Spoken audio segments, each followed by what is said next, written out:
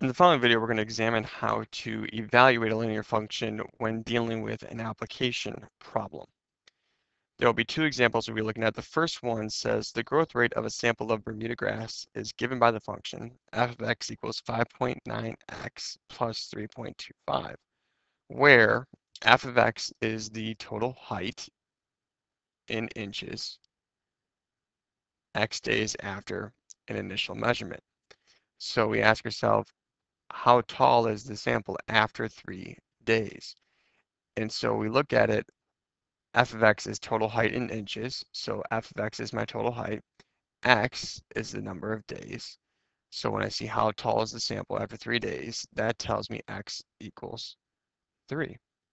So what I want to do is I want to find f of 3. I'm going to plug 3 in for x into the function. So I have f of 3 equals 5.9x, so 5.9 times 3 plus 3.25. If we do 5.9 times 3 plus 3.25, we are going to get 20.95. So how tall is the sample after 3 days?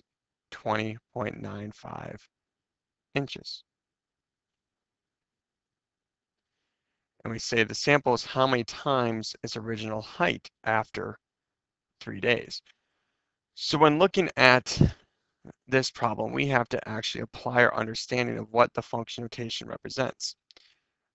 The sample is how many times its original height after 3 days. So we already know our 3 days height after 3 days is 20.95.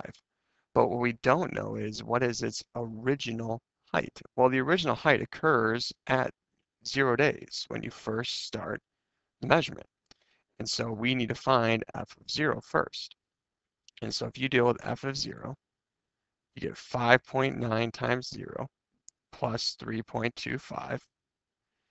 Anything times 0 is just 0, so it cancels out. And so we're left with 3.25. And so my original height is 3.25. The height after 3 days is 20.95. So to figure out how many times, we want to take 20.95 and divide by 3.25. So if we go get our calculator, 20.95 and divide by 3.25, 6.446. And so that tells me that it is approximately, let's round to 1 decimal place, and we'll say it is 6.4 times its original height after 3 days. So part B involves some thinking. Part A, it just involved applying function notation, and they defined the function for us. Let's examine the second example. The Ohio State Fair charges $8 for admission and $5 for parking.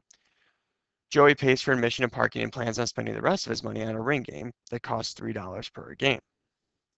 Write an equation representing this situation.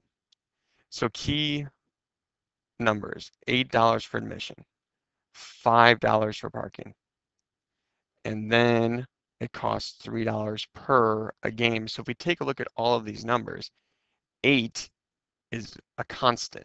You're only going to pay $8 once for admission, so that number is not going to change. So if we were to write an equation, let's do f of x to represent the total amount of money that's going to be spent. $8 is constant. You're going to spend $8 to get in. And then, you're going to spend $5 for parking. That number is just going to occur once. The $3 per game, well, we don't know how many games he's going to play. So that is our variable, $3 per a game, 3x. So let's simplify this and make sure we write it in the appropriate form. Our variable term comes first, 3x, 8 plus 5 is 13. So f of x equals 3x plus 13 is the function, the equation that represents this situation. Part B, how much did Joey spend at the fair if he spent $6 on food and played the ring game 4 times? So here, things change. When we deal with this, he spent $8 for admission. He spent $5 for parking. He played the ring game 4 times, so 3x, 3 times 4. However, there's a new constant added, $6 on food. So we're going to have to add 6 to that as well. So we'll follow order of operations. We have 3 times 4 is 12. So we have 8 plus 5 plus 12 plus 6. And so 8 plus 5 is 13. Plus 12 is 25. Plus 6 is 31. And therefore, Joey spent $31 for admission, parking, $6 on food, and playing the ring game 4 times. So when creating the equation, what's helpful is to identify what are your constants, what are the numbers that occur only once. They're not going to change, hence the term constant. Now is our admission and parking for part A, admission, parking, and food for part B. Those numbers occur only once. And then you have to identify, well, what is the part that changes? And, cost per game. We don't know how many games he's going to play. That's the one that's going to change. And so that is our variable for it. So when interpreting application problems, take your time with identifying what your variables are and what your constants are to assist with developing your equations.